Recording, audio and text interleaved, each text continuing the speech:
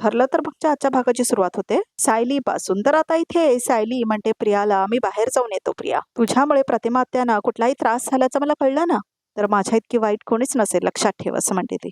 आलो असं म्हणून आता इथे अर्जुन आणि सायली दोघे जातात अभिषेक करण्यासाठी. तर आता इथे घरामध्ये फक्त प्रिया आणि प्रतिमा असतात. तर आता इथे प्रिया म्हणते प्रतिमाला, बघितलंस कसं वागतात सगळे माझ्याशी, अगं ह्यात माझा काही दोष नाहीये, असं म्हणते आता इथे प्रिया. हा सगळा या अर्जुन आणि सायलीचा रचलेला बनाव आहे, ते मला बदनाम करण्याचा प्रयत्न करतायत, असं म्हणते प्रिया. आई, पूर्णाजीला मी काढा दिला होता, पण त्यात मी काहीही मिसळलेलं नव्हतं, असं म्हणते प्रिया. खरंच मी हे सगळं सिद्ध करेन आणि परत सगळ्यांचं मन जिंकेन, असं म्हणते ती. मी जरा मला ऍसिडिटीचा त्रास होतोय, मी आता, असं म्हणते आता प्रतिमा. मी तुझ्यासाठी गार दूध आणू का, असं म्हणते आता इथे प्रिया. नाही, काय नकोय मला, असं म्हणते आता इथे प्रतिमा. हा पण सायलीच्या 2 मैत्रिणी यायचे, त्या आल्या की त्यांना जरा गेस्ट रूम मध्येच पाठव, असं म्हणते आता इथे प्रतिमा. आम्ही आलोय, असं म्हणतात आता इथे जानकी आणि सखी. तर आता इथे या या, असं म्हणते आता इथे प्रतिमा. तर ते दोघे आलेले असतात. मी तुमची वाटच बघत होते, असं म्हणते प्रतिमा. तर आता येऊन पाया पडतात आता जानकी आणि सखी. राहू दे ग, असं म्हणते आता इथे प्रतिमा. बसा बसा. तर आता ते दोघी बसतात आणि प्रिया तिथेच असते. त्या दोघी कशा काय ते अचानक आल्या, असं म्हणते आता इथे प्रिया. तन्वी, असं म्हणते आता इथे प्रतिमा. घरी आलेल्या पाहुण्यांना हा प्रश्न विचारायचा असतो का? तू स्टोरूम मध्ये जा, आम्हाला गप्पा मारू दे, असं म्हणते आता इथे प्रतिमा. ते ठीक आहे, पण आई तू प्लीज तुझी काळजी घे, हा, नाहीतर गप्पा मारत बसशील आणि तुझी तब्येत अजून बिघडायची, असं म्हणते आता प्रिया. प्रिया, असं म्हणते सखी. जातीयस ना, नाहीतर आम्हाला वेळच मिळणार नाही गप्पा मारायला, असं म्हणते आता सखी. असं म्हणते प्रिया. ठीक आहे. तर आता इथे प्रिया आतमध्ये जाते बघा प्रेक्षक हो. प्रतिमा आत्या, कशा आहात तुम्ही, असं म्हणते आता जानकी. ठीक आहे, असं म्हणते प्रतिमा. हे बघा, तुम्हाला जे जे झालंय ना, ते सगळं मला सायलीने सांगितलंय. हो, तिने तुम्हाला कॉल केला तेव्हा मी तिथेच होते, असं म्हणते प्रतिमा. मी तुमची भावना अगदीच समजू शकते. माझी सुद्धा माझ्या आईच्या बाबतीत अशीच अवस्था झाली होती, असं म्हणते सखी. मलाही हाच प्रश्न पडला होता की माझी खरी आई नक्की कोण आहे, पण जिच्याबद्दल मला पोटतिडकीने माया वाटत होती तीच माझी खरी आई निघाली, आणि जिला मी माझी आई समजत होते ती माझी आई नव्हतीच कधी, असं म्हणते सखी. तर आता जानकी म्हणते, मी पण लहानपणापासून माझ्या आईशिवाय वाटली, असं म्हणते जानकी. अगं, माझी आई जिवंत असून सुद्धा मी अनाथासारखी मोठी झाली, असं म्हणते ती. पण माझं नशीब वडिलांसारखे माया करणारे मधुभाऊ माझ्या नशिबात होते, असं म्हणते जानकी.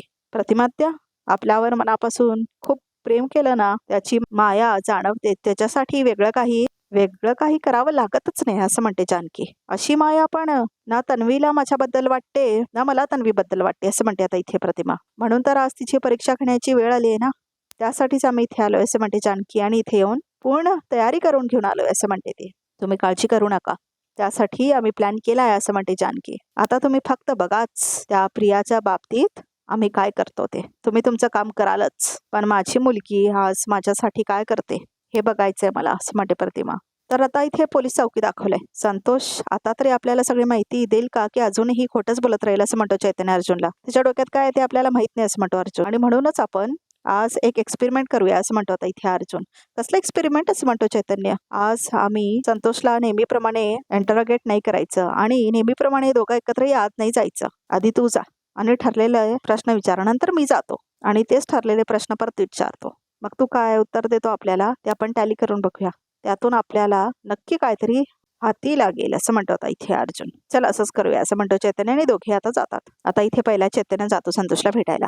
तर आता इथे तो येतो आणि संतोषच्या बॅरेक समोर येऊन थांबतो. संतोष, असं म्हणतो चैतन्य, काही प्रश्न विचारायचा होता तुला. तर आता संतोष येतो त्याच्याजवळ. आता आणखीन काय विचारणार आहात, असं म्हणतो आता इथे संतोष. मी सगळं आधीच कोर्टामध्ये कबूल केलंय, तरी काय प्रश्नांची उत्तरं तुला द्यावीच लागेल, असं म्हणतो चैतन्य. मला सांग, जयेशवर हल्ला केला तेव्हा तुझ्यासोबत कोणी होतं का, असं म्हणतो चैतन्य. कुणी कशाला हवंय, असं म्हणतो संतोष. हा खून मी एकट्यानेच केलाय, असं म्हणतो तो. जयेशच्या मोबाईलवरून अर्जुनला काही कॉल्स आणि मेसेजेस करण्यात आले होते. अर्जुनशी काय बोलायचंय हे तुला कसं काय कळलं, असं म्हणतो चैतन्य. तर संतोष म्हणतो, मी ते अर्जुन सरांचे आधीचे मेसेजेस वाचले होते, त्यावरून अंदाज बांधला. असं म्हणतो चैतन्य.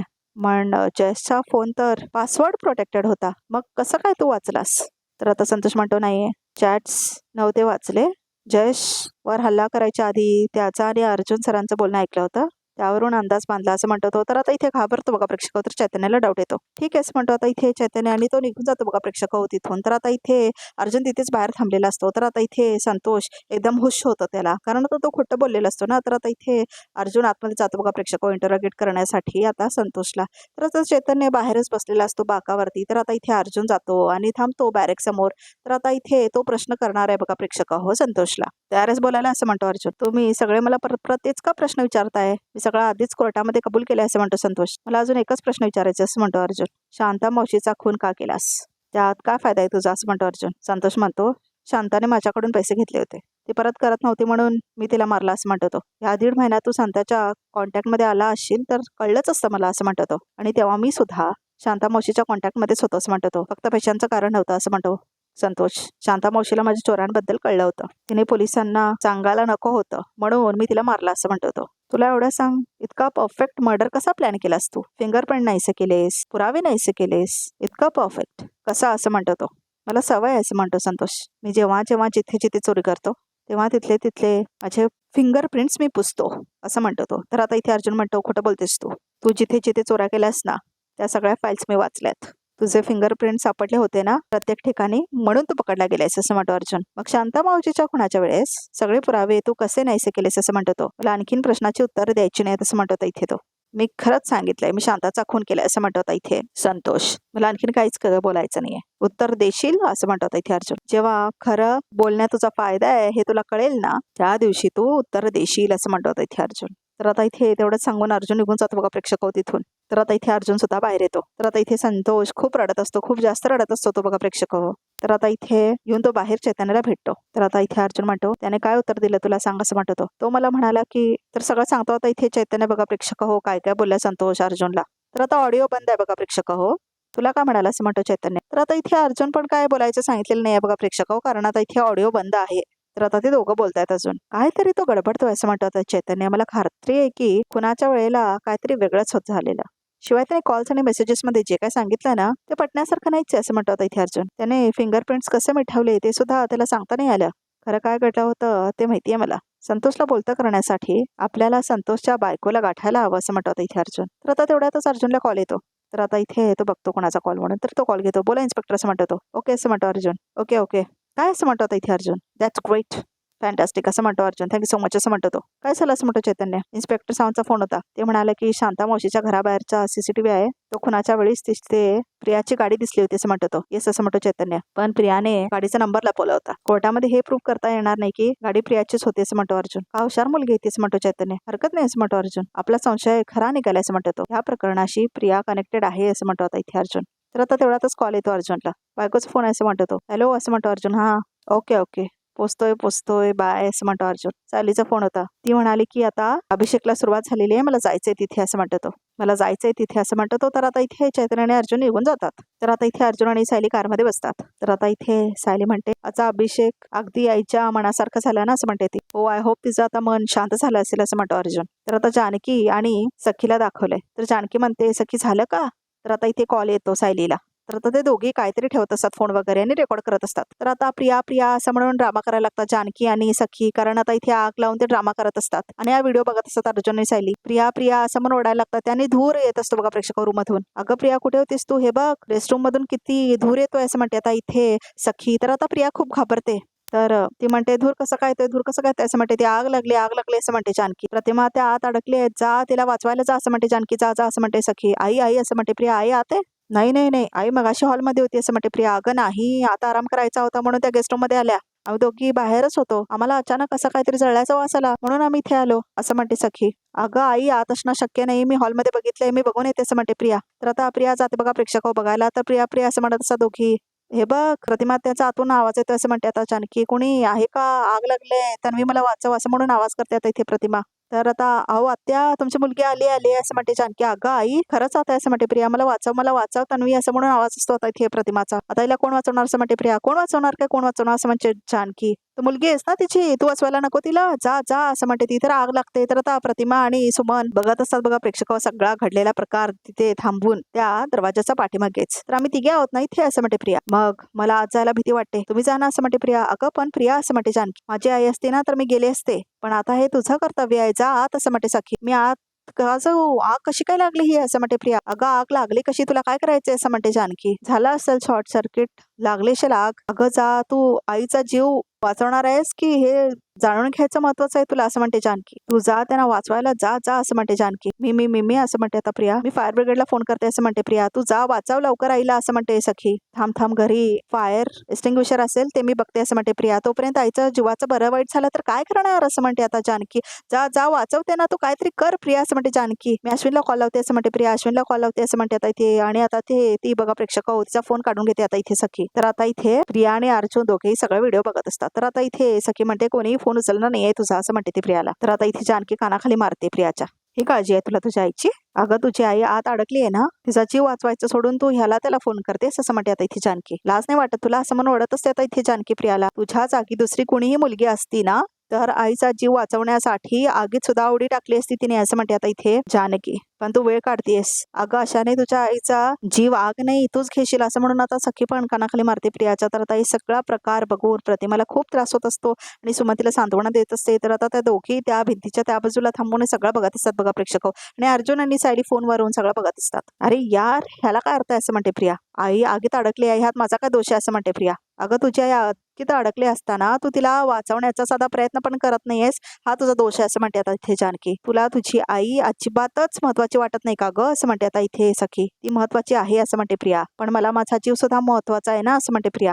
अच्छा म्हणजे तू तुझी आई आगीत होरपळली तरी चालेल पण तू तिचा जीव वाचवण्यासाठी प्रयत्न सुद्धा नाही करणार असं म्हणते जानकी. तू साधा एक चटका सुद्धा लागू देणार नाहीस का गं असं म्हणते आता इथे सखी. तर आता इथे प्रिया बघा प्रेक्षक फोन घेते आपल्या हातात. मी फायर ब्रिगेडला कॉल करते असं म्हणते आता इथे प्रिया. तर आता ती फोन घेऊन कॉल करतच असते. आई घाबरू नको मी आहे असं म्हणते आता इथे प्रिया. ड्रामा करत असते ती. बघतेस ना सुमन तन्वी स्वतःच्या आईला वाचवण्यासाठी कुठलीही धडपड करत नाही असं म्हणते आता इथे प्रतिमा. वेगवेगळी कारणं देऊन दूरच राहते असं म्हणते ती. तिचा स्वार्थी स्वभाव आपल्याला माहिती आहे तरी सुद्धा तिचं हे वागणं मला बघवत नाही असं म्हणते सुमन. कल्पनाला चटका बसला तर सायलीला स्वतःचा हात भाजल्याची वेदना झाली आणि इथे या दोघी तन्वीला सांगतायत की तुझी आई आगीत अडकलीये तरी ती जागची हलायला तयार नाही असं म्हणते प्रतिमा. तर आता जानकी सखी बघतात प्रियाकडे. तुम्हाला तुमच्या प्रश्नाचं उत्तर मिळावं म्हणून तुम्ही सगळं करत होतात ना वहिनी असं म्हणते सुमन. आता तुम्हाला उत्तर मिळालंच आहे.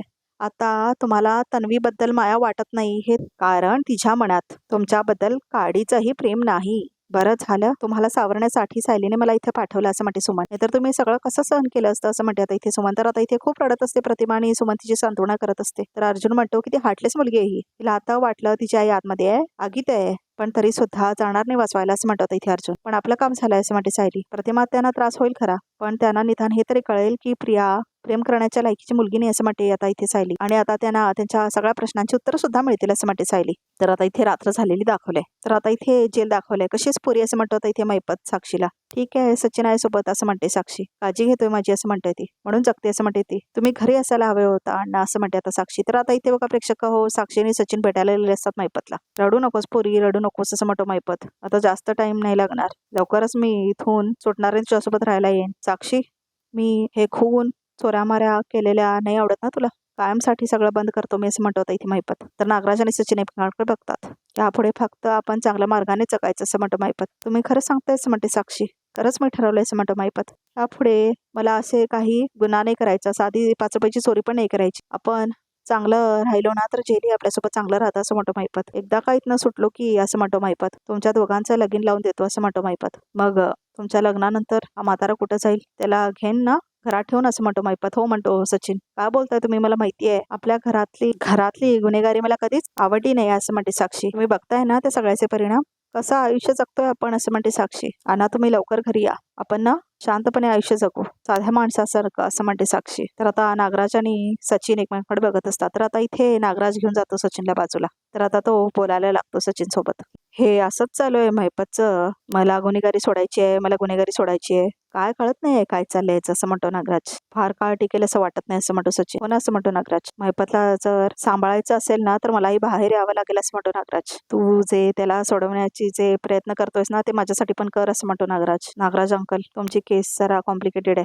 तुमचं इथून सुटणं जरा कठीण वाटतंय असं म्हणतो सचिन. काय कठीण असं म्हणतो नागराज. मी काय 10-15 खून केलेत का असं म्हणतो तो. बोललो वकिलांशी ते म्हणाले की सरळ मार्गाने तुमचं सुटणं तसं शक्य नाही असं म्हणतो आता इथे सचिन. मला वाटतं की तुम्ही इथून पळून जाण्याचा विचार केला पाहिजे तसं म्हणतो सचिन. हेच मैपत म्हणत होता मला असं म्हणतो नागराज. पण आता बघ ना आता त्याचा सूरच बदललाय असं म्हणतो नागराज. तुम्ही थोडा धीर धरा. मी आधी अण्णांना बाहेर काढतो त्यांची सगळी सोय लावतो आणि त्यांच्या डोक्यात हे जे भूत शिरलंय ना ते आधी काढतो आणि मग तुम्ही पडालच बाहेर असं म्हणतो सचिन. तर आता इथे प्रियाला दाखवलंय तर जानकी आणि सखी येतात बघा प्रेक्षक मागोमाग. तर आता इथे प्रिया फोनवर बोलत असते तर आता त्या दोघे येऊन ढकलतात प्रियाला. तर आता इथे प्रिया येते आणि आता इथे तिच्या भोवती गोल असतो बघा प्रेक्षक अरे काय करताय का तुम्ही असं म्हणते प्रिया. आधीच मला किती टेन्शन आलंय असं म्हणते प्रिया. आधीच धुरामुळे मला आत जाता येत नाही असं म्हणते ती. माझ्या आईला काय झालं तर काय करू मी असं म्हणते प्रिया. काही झालेलं नाहीये तुझ्या आईला असं म्हणते आता इथे जानकी. कारण ती आगीत अडकलीच नव्हती असं म्हणते आता इथे जानकी. पण आता अडकणार आहेस तू असं म्हणते जानकी. म्हणजे असं म्हणते आता इथे प्रिया. तर आता इथे जानकी माचीस काडी बाहेर काढते. तर आता इथे माचीस पेटवते ती. तर आता इथे जानकी तो जो राऊंड असतो त्याच्यामध्ये प्रिया गेलेली असते ना, जिला ढकलले असतात त्या दोघी, तर त्याला आग लावते आता जानकी.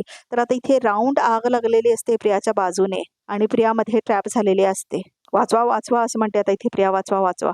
तर आता पाठीमागून सायली येते.